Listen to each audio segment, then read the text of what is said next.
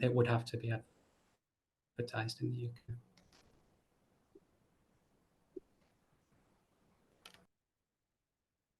What I was going to say is someone gave me the advice when I was a PhD student to look on NIH Reporter for people who are in year one of a new RO1, because those people would not yet have had time to recruit anyone. And that if you're going to reach out to people, that's a good way to do it. Like figure out what's recently been funded and who probably needs someone and reach out to those people, which I thought was good advice. I didn't end up taking it because I kind of through word of mouth found some positions, but I think that if you are going to cold call and you don't like know who to contact, that can be a really good way.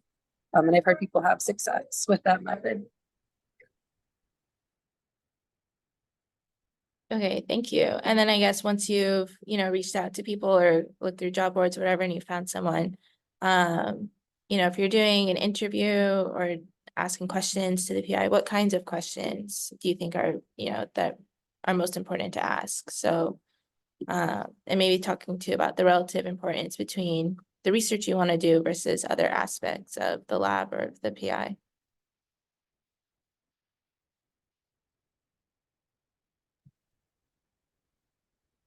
This is maybe answering the question a little bit on the slant. I think there are some questions absolutely that are like types of questions to ask the PI, but make sure you talk to people who have worked with them in the past, because I think that's really the most critical thing. That's where you will get your information about, actually how reliable are they for, keeping meeting times, and for, what is their mentorship style. You'll get some really unfiltered advice. So try to reach out to both current and past trainees. I think that especially people who have like trained with them and left feel even less sort of responsibility to like tell you that everything is wonderful and fine. And so, I think doing some due diligence around that is a really good idea. And the answers you get can go both ways. I mean, I think that, there were some people I was looking at who I was like, not really sure about. And then their previous trainees were like, this is the most incredible person I've ever worked with. And it was like very helpful to get that information and vice versa. So I think I'll leave it at that for now. I'd be curious to hear what other people have to say. I would agree that that's the most important thing. And maybe asking the advisor what their advising style is like, and then asking the former students the same question, and seeing, you might get different responses. In terms of questions to ask more, other than just speaking to people who were formerly in the lab, I think some key questions I've asked in the past was about whether there's data available for the project already, and if there isn't, when is it likely to become available? And about whether the advisor is going to help you or is open to you developing fellowship applications, grant applications down the line. I think they're important things. And whether there's opportunities for teaching and supervision as well, because they can be important for moving to the next step.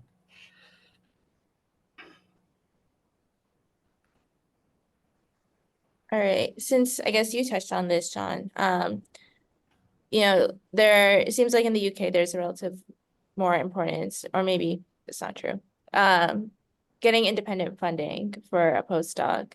There's mechanisms for that in the US. I don't know if they're super common for people necessarily to need to apply to them or get them. But basically, if those of you who have done academic postdocs, did you apply to fellowships? And if you did or didn't, why or why not? And then just how important is that in your experience?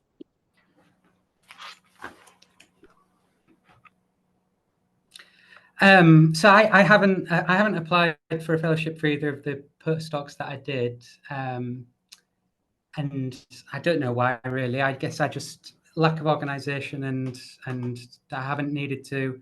But I did apply for a few grants when I was in the Perkins lab at Notre Dame, none of which were successful. And I will develop a fellowship application here soon. And just to follow on from that, I think in the UK it's not critical, but it's very helpful, because we don't really have the tenure track system in the same way as the US. It's very helpful to get an early career fellowship, which gives you some kind of startup funding, then you can start building your own team. I think that's a little bit more important here than it is in the US, and there are consequently more of those kind of fellowships.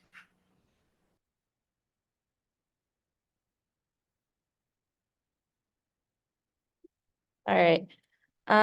Cool. Thank you. And then let's see. I feel like I'm picking on Sean a little bit because of all these questions he can probably answer, and also Stephen. But we did try to have this panel have a mix of people who had experience in both the US and the UK for people who are, in one and wanting to move to the other.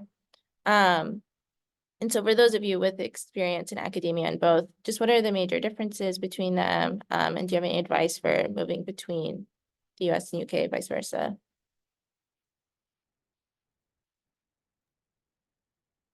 I think it's worth saying that I really loved my experiences in both places. I think they were different. I think that this to some extent goes back to some of the points that we were making towards the beginning, is that not only are there differences between the US and the UK, but there are differences between institutions, there are differences between teams, there are differences between all of these things, and many of those differences actually outweigh the broad differences that there are between the US and the UK writ large.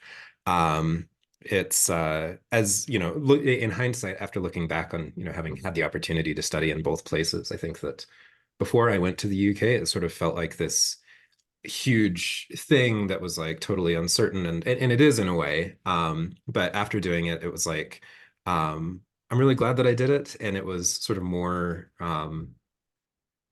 there's just so much I guess collaborative exchange and like intellectual exchange between the US and the UK and globally, but it really did feel like I was like not leaving one community and going to another. It was just sort of like continuing the conversation in both places. And so I guess my experience, it made the two just feel a lot closer to one another than I had thought before.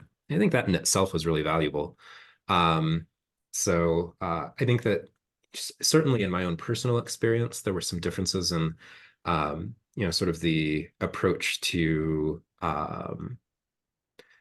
training, in that I felt in the UK, while I was doing my PhD, it was sort of more of like an apprenticeship type model where I was really working with a specific PI and was sort of being trained in their sort of intellectual tradition in a way. In the US, there was much more of a sense of like doing rotations and sort of team science and these different kinds of things. But again, that could have partly been the fact that at one place I was in a math department and another place I was in a public health school. It's kind of hard for me to disentangle. I also did feel a little bit more of a sense of like maybe work-life balance being more prioritized on the UK side than the US side. But again, that's my own personal experience, and I definitely know people who were working in other groups for whom that was absolutely not the case. So I think it just sort of underscores the need to really understand who you'll be working with, what teams you'll be on, what their sort of culture is, and kind of going from there.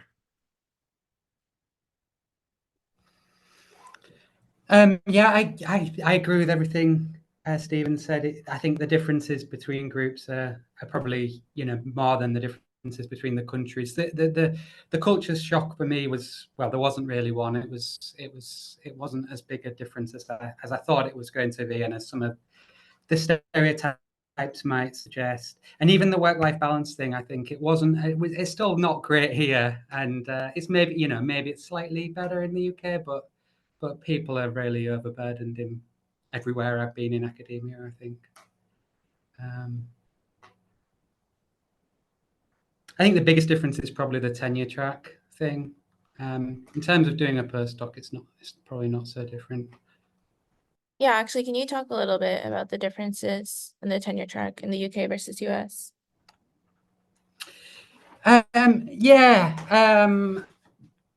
So as far as my understanding is, obviously I haven't gone through it yet, but so in the UK, there's not really a tenure track system in the same way.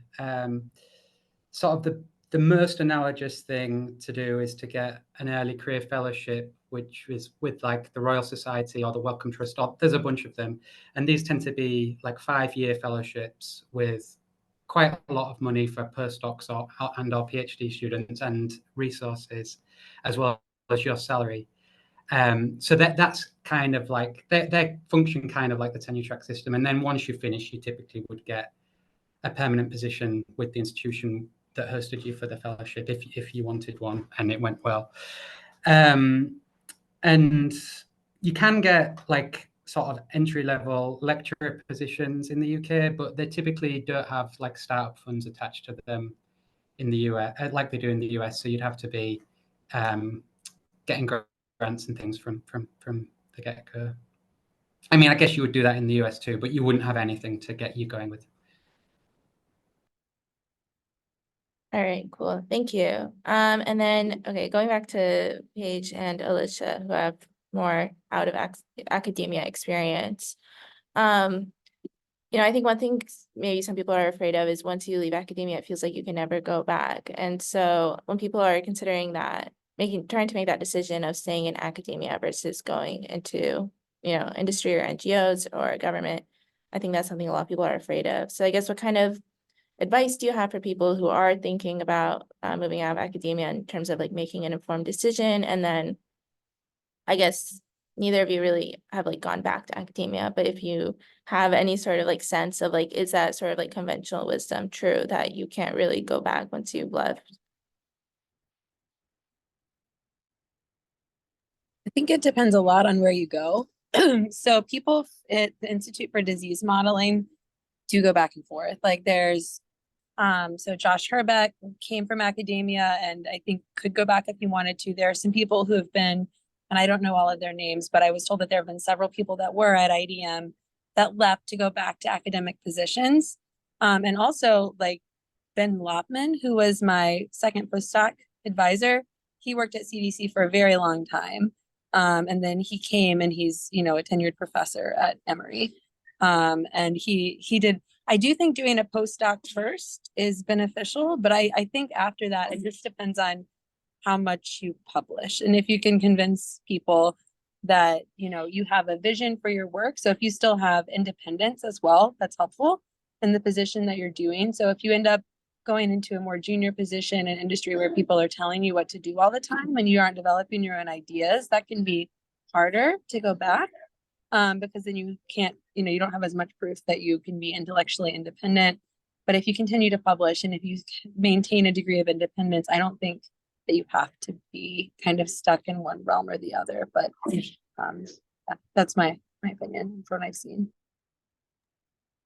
Yeah, I don't know if I have a ton more to add. I haven't tried to go back to academia and I honestly don't plan to, but I do think that there's an element of if that is something that you're interested in and kind of have that in your vision and storyboard, just kind of collecting pieces of evidence that it is still something that you've always sort of thought of or that makes sense for you. And I guess I would say too, there's becoming more research scientist positions in academia that might also be a good fit for you. So if going back to academia and doing academic research is something that you're interested in, that's a sort of somewhat non-traditional route into academic space too. So just putting your story together and lining up pieces of evidence along the way.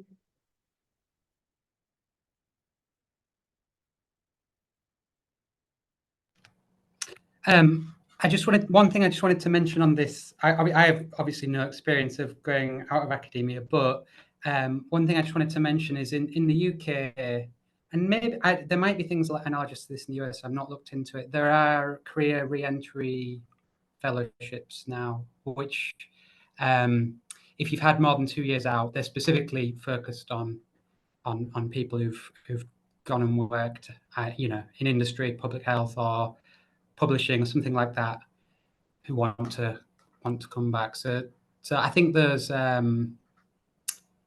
think it's maybe getting easier to come back. I would sort of speaking from the PI side of things too. I think that that's absolutely true as well. There's I'm onboarding a postdoc right now who finished his PhD and has worked for 3 or 4 years in industry and has decided to come back and do a postdoc. Frankly, I'm thrilled. I mean, I think that while in industry, he gained a lot of insight, a lot of skills, a lot of perspective that many people who come straight through in academia, including myself, lack. And so I think, you know, in many ways, I think that it's actually it can be a real asset. You know, my statistician brain sort of expects that part of the reason that a lot of people don't go to industry and come back to academia is that actually they just like really love being in industry. And it's not that there's like necessarily a barrier. It's just that they find that they really enjoy what they're doing. And so, you know, I don't have a lot of empirical evidence for that, but anecdotally, that sure seems to be the case. All right, great. Thank you, everyone, for your insight. And then I think we'll try to open up to audience questions soon, but maybe just as a last, like really overarching, which I think people have addressed this, but basically, what are your big pieces of advice for graduate students that are defending soon and figuring out their next steps? Which again, I think people have spoken to, but if you have any last words on that.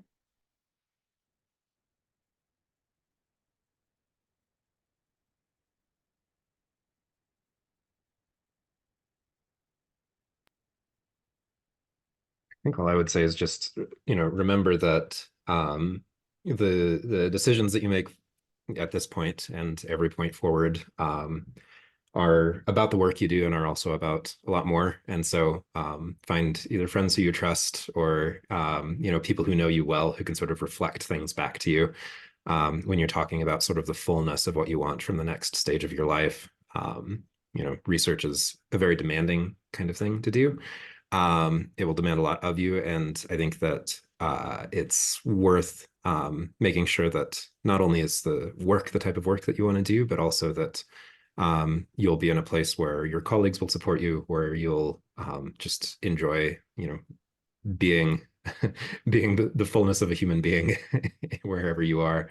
I think that really does count for a lot. So, you know, just run the decision over with people you really trust and have lots of conversations about it. And you know, it's I think, yeah, really trying to make the decision not just strictly about like what's good for your career, as important as that is, but also just like where are you going to most flourish, and try to weigh that in as much as you possibly can.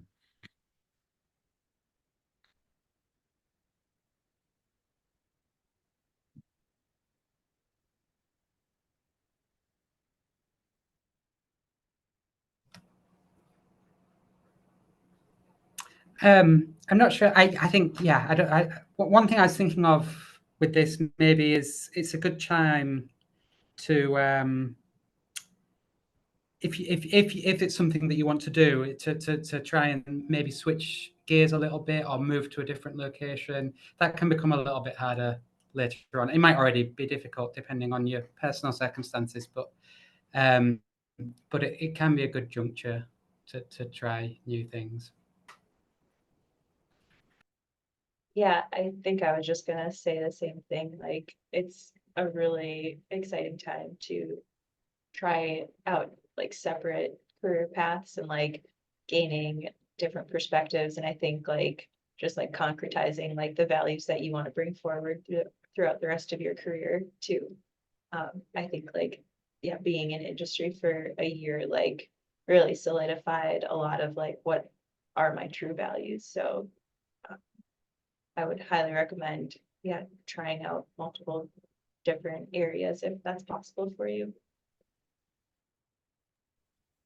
I think you can also figure out, you know, if you're thinking about how you want to have a research position, you can also think about what it is that you want to gain from that, like what skills you want to learn over the next, 2 years or 1 year to 3 years, depending on what postdoc type of position you're doing. So if you are going for an academic postdoc, if you kind of have a vision or if you're starting to develop a vision for who you want to be as a researcher, and you can start to think about what pieces you might pick up along the way, that can help you to also be intentional in that position and to think about which people to talk to as you start to apply. And you can find those skills in, industry positions as well. So, but if you can start to try to craft your story and figure out what your next position is going to do along that path, that can be really helpful, I think. All right, thank you so much for everyone for that very useful advice. Okay, so now let's go ahead and open it up to audience questions. might be easiest to ask people to raise hands, so that there's a bit of an order. But yeah, if anyone who is attending has any questions, please raise your hand and go ahead and ask.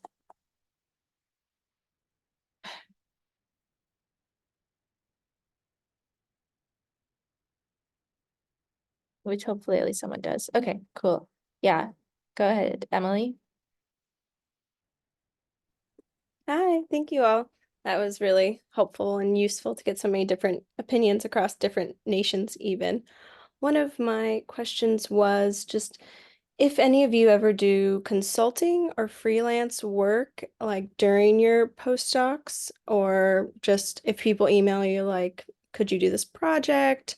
Could you give me advice on this? And how, you go about kind of structuring, I guess, your skills and times to make more. My primary concerns with a postdoc is feeling a bit like I'll be underpaid, like given like I've gained like so many years new experience, but then there's not really a scaling, or a way like that, and how maybe you go about negotiating your salaries and things when you transfer to industry, or if there's just some standard and you don't have like consulting or other experience to say like I'm worth this much hourly.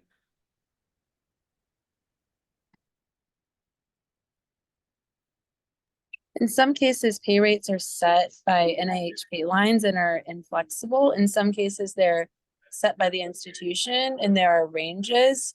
I know that during my second postdoc, I did get a raise that was argued for as merit-based, and related to like trying to keep me when like everything was going crazy with COVID. So I think there can be a little bit of flexibility, but in terms of negotiating hourly rate, a lot of times like PIs like really can't choose. And that's not like because they don't want to. It's like it's literally there are institutional rules on some of these things. But I actually didn't consult as a postdoc. I did consult as a faculty member, and I did some like unpaid types of consulting as well. I know lots of people did consulting as a postdoc when like who were working with me. So I definitely think that is a thing you can do that can increase your salary. But I also think of consulting as increasing your network, and being able to have opportunities to, so if you're doing an academic postdoc, but you do like non-academic consulting, that can be really useful for kind of understanding what like is guiding the conversation.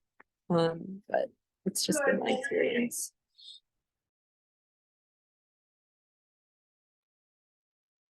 Yeah, I have also done a little bit of consulting. I didn't intend to start it during my postdoc, but ended up just sort of like an opportunity arose and it made sense. I would echo that that idea that it broadens your network, kind of gives you some experience outside of academia. And yeah, I think that if it's a thing that that sounds interesting and that you feel might have some opportunities to do, absolutely worth pursuing. It seems to me like at least the consulting work that I've been a part of is like can be super irregular. So it's not really like a income stream I can like rely on. And so I think that I've relied on it more as like an opportunity to like think about some interesting problems. And in fact, like some of it has also been like unpaid with like NGOs and nonprofits and things like that.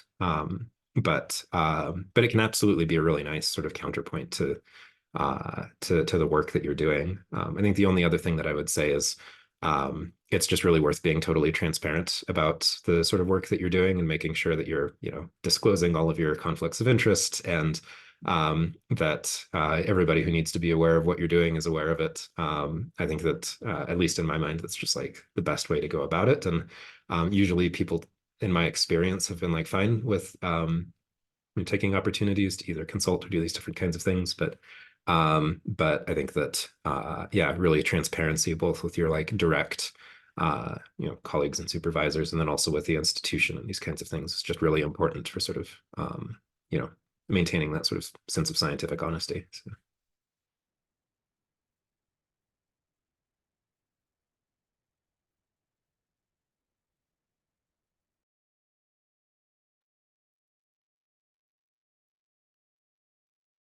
All right, cool. Hopefully, Emily, that answered your question.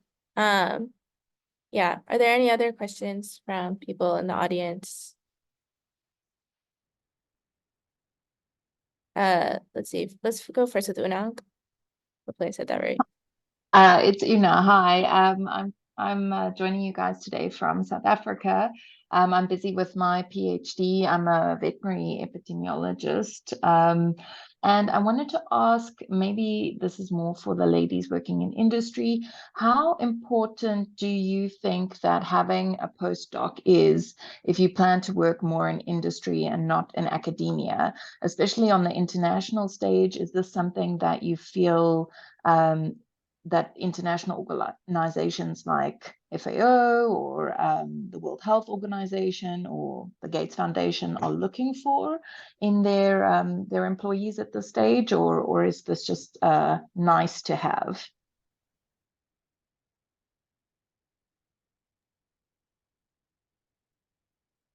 I can maybe try and answer a part of that.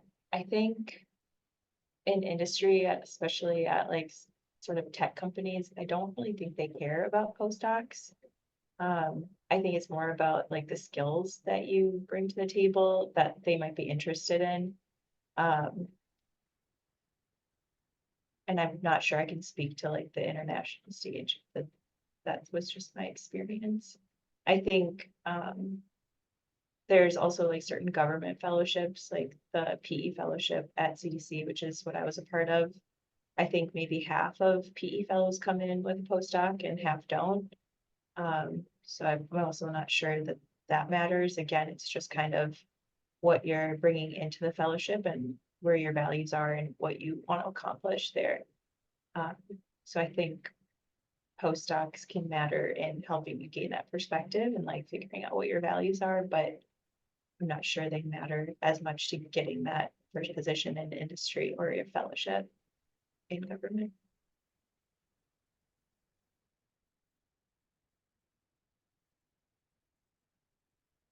All right, let's go. I think it depends on, I was gonna say, it's like, so it depends. So these fellowship positions I think are really helpful and you can use them instead of a postdoc. I've seen people do that a lot where it's kind of serves a similar function where you switch a lab for a temporary period of time. And then you can kind of not have to be committed to one track. But I agree that if you're going for a tech company, I don't think it's important. I think it's very different though if you're trying to get into, I don't know because I haven't done this exactly, but I know getting into CDC, sometimes it can be helpful to do a fellowship position first and then get an internal position.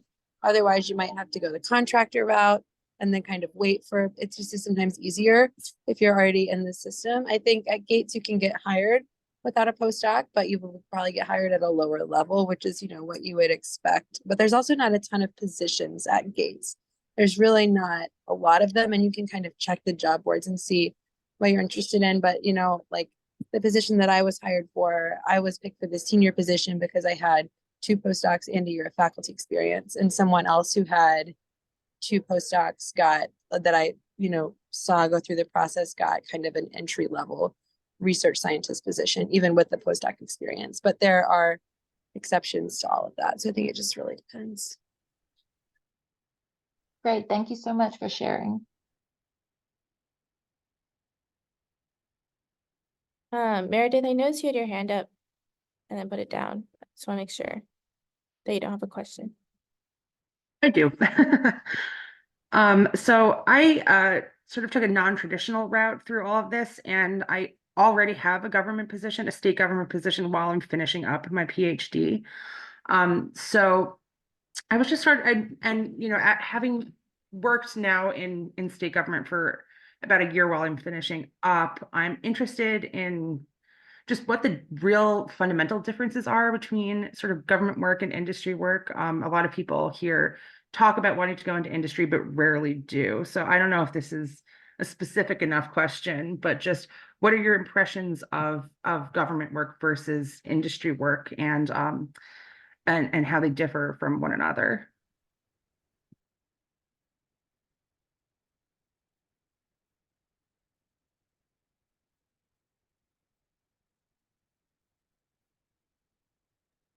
Can you clarify what you mean by industry work? I mean, I because sometimes I've heard people talk of CDC as industry, and I don't think that that's really true. I mean, it's government, but it's also kind of academic.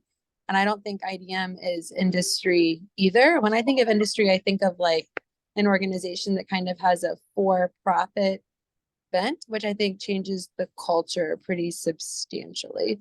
And so I don't know if I would say that I have experience in, I don't have experience in for-profit industry. And I think those are all very different from each other. So I guess I'm just not totally sure what you're talking about when you say industry. No, that's fair. I sort of mean, things like the Gates Foundation. There's certain other more specific organizations that I've been looking into that sort of do like consulting work, but not like a for-profit tech company. If that makes any sense. I'm just sort of trying to understand the landscape, what's out there outside of sort of the limited opportunities that I've seen in my small PhD program.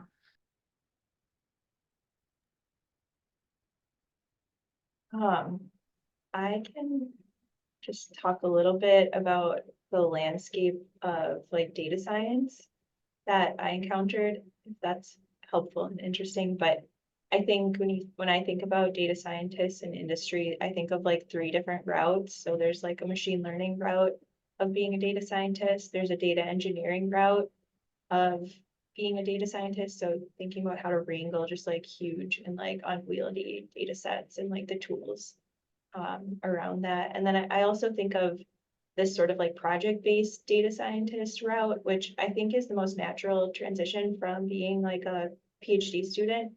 And these are sort of like consulting-esque positions, or you're hired to do like a specific project, which is what I was, which it was my job role at the company that I was with.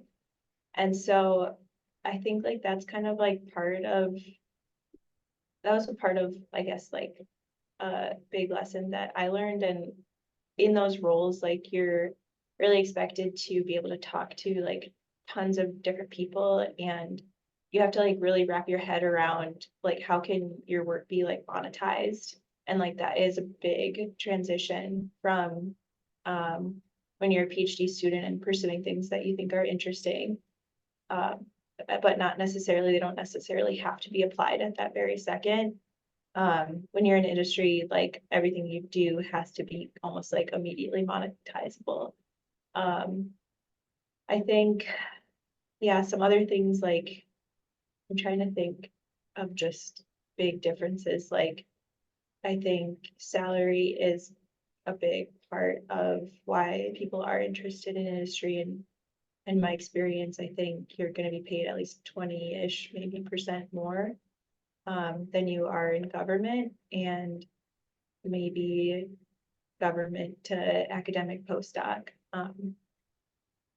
Yeah, maybe 10-ish, 20-ish % more. So there's that sort of scale salary difference.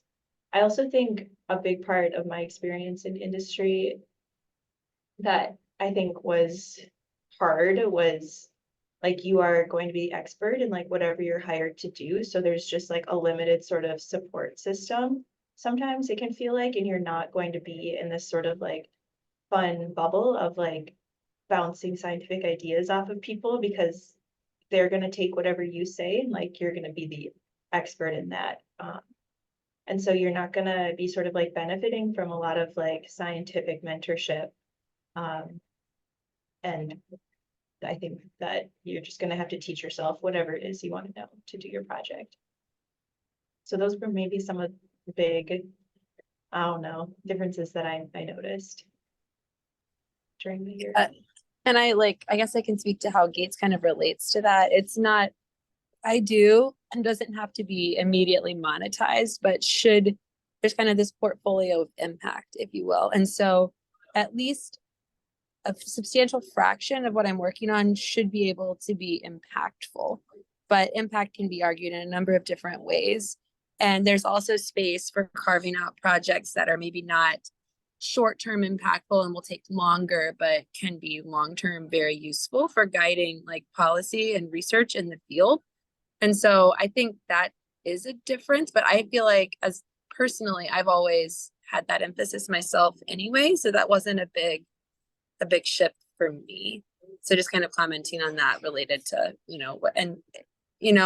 salaries are, I mean, it also really depends though on the position that you get. Because, going into industry, you may not get the position at the level that you want. And you may end up, the salary differential may not be as great as you're thinking, or it may be even higher, depending on what specific job title you have. So I don't know if that's helpful. That's really helpful for me. Thanks. All right, Alfred, you have a question? Yeah, so this is pretty specific, but it seems to me that while there's a lot of stuff on Indeed and kind of the general purpose job boards, there are also more like field specific job boards, but they're a little bit difficult to find in my experience. So I just wondered if any of the panelists have like job boards that they have found useful or that their organization uses that they'd like to broadcast. Thank you.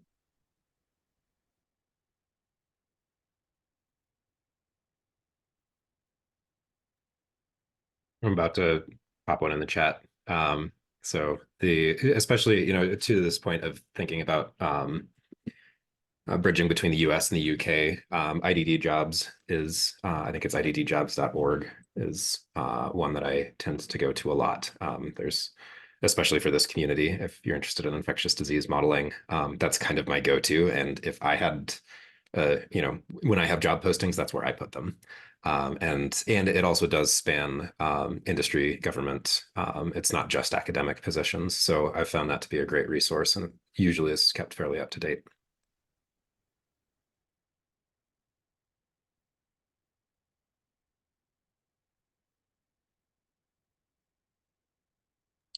I did want to hop back to the prior question. I realized I didn't say anything about collaboration. I don't think it's true that you always are in a silo and don't get to collaborate in industry. I don't think that's true at all. I think it really depends on the position, and maybe the tech companies that is true, but I know for me that is not the truth. And I, if I have a project where I think I want people to work with me, it's more on me to assemble my collaboration team, but I can definitely do that. And that is highly supported. And like, I know that internally to Gates, they actually want to get better at that and are really happy that I'm doing that kind of thing. So I don't believe that you always have to be siloed if you are in, if you're not at a university, I'll say, since we're not sure we agree on the definition of industry.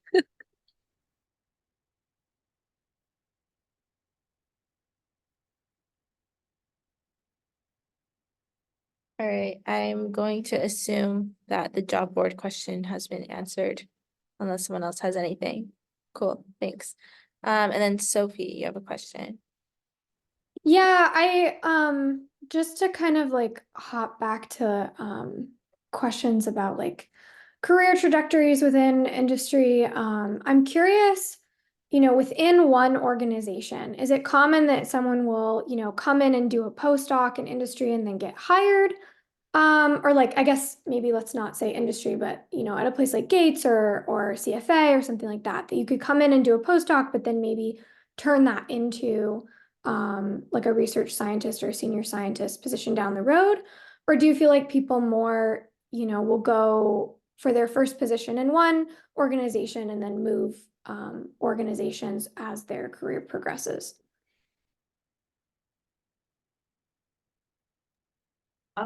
At least for CDC, doing the fellowship route is a great way to have a better chance of getting like a FTE or a full-time employment.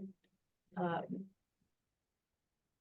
would say it's a very common route to getting that like permanent position.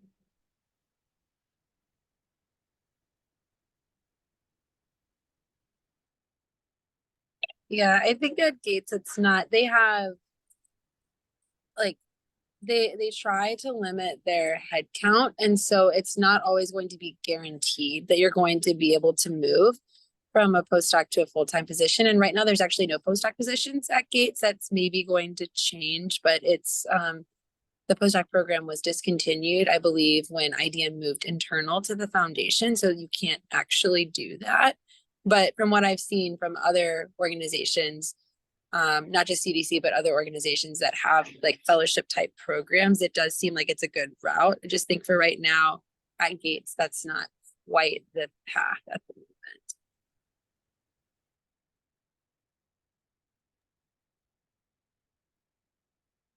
Yeah, I think like just sort of anecdotally, it seems like that path from like postdoc to a position. I mean, fortunately and unfortunately, as with so many things, like so much of it is about your network. And so, part of the reason that you might be more likely to be hired in a place where you did a postdoc is because you have a network that's already established there. But I think that you can also use that same idea and like use the time of your postdoc to start establishing networks in the areas that you really want to find a job next, potentially. So for example, if you really want to work for the Gates Foundation, which is such a cool place, like start finding ways to reach out to people there and I think that even if you don't have a chance to do a postdoc there, then it can be sort of give you a foot in the door.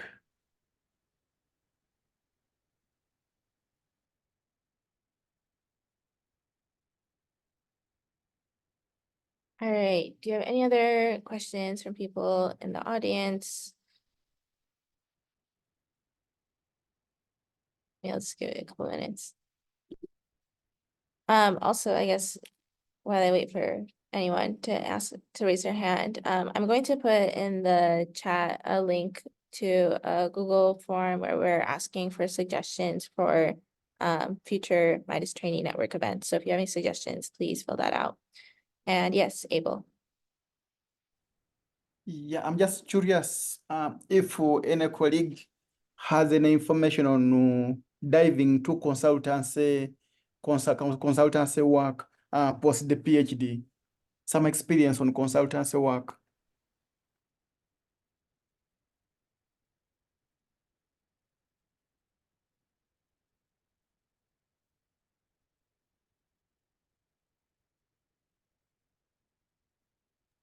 Going to assume that no one does, unfortunately. I mean, I think Stephen and I both said we've done a little bit, but I haven't done like consultant work as a job.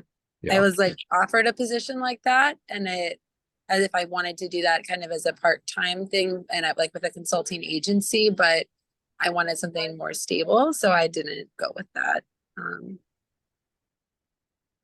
Yeah, I unfortunately don't have any like advice that I would recommend following in regards to this. It's yeah, I would be more likely to lead you astray than to actually give you anything useful. So I think it's best to just sorry. I guess one question I have, this was something that was like mentioned in the abstract a couple of times, about networking, which is sort of a nebulous term in my mind. Like how would you suggest, I guess in academia, it's not too hard to imagine going to conferences and going up to introducing yourself to people, but for things outside of academia, like wanting to network with people, like that's been suggested in industry, how would you suggest people go about doing that?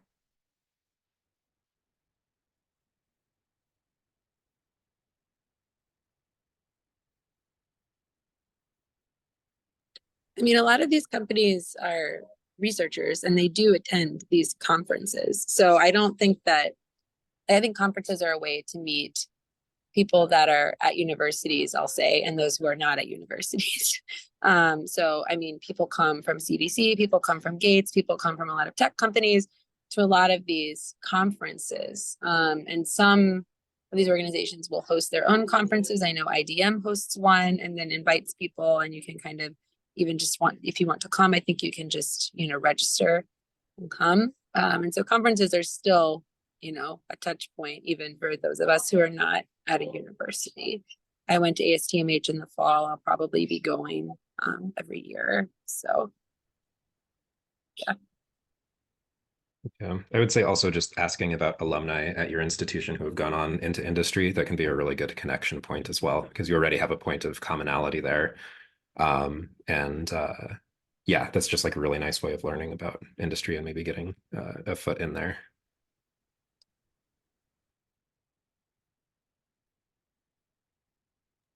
Yeah, and your advisor may know people too. I know I was very fortunate to be introduced to a lot of people by both of my postdoc advisors. And that doesn't have to be at a conference. It can be, you know, any sort of thing. You know, it can be a Zoom call where you're working on a project together. And then maybe that turns into, you know, a work trip where you go out and you do some things more intensive together. I mean, there's a lot of ways to network. I do believe it's amorphous, but you can be intentional about it. But you can also tell your advisor what type of connections you're hoping to make, because I know that was a thing that I did in my second postdoc. I specifically wanted to have the opportunity to make contacts that were not just at the university. So I wanted to have those connections with people at the CDC and, you know, with other external organizations. And I was, you know, Ben was really great about setting me up to write a WHO grant, getting me to present at those meetings, presenting to people at CDC internally. And so, you know, even during your PhD and your postdoc, by working with your advisor and making it clear what you're looking for, they can really help you. And that was part of why I picked that postdoc, is because of wanting that experience. And that's, you know, I think it was really great that I did that.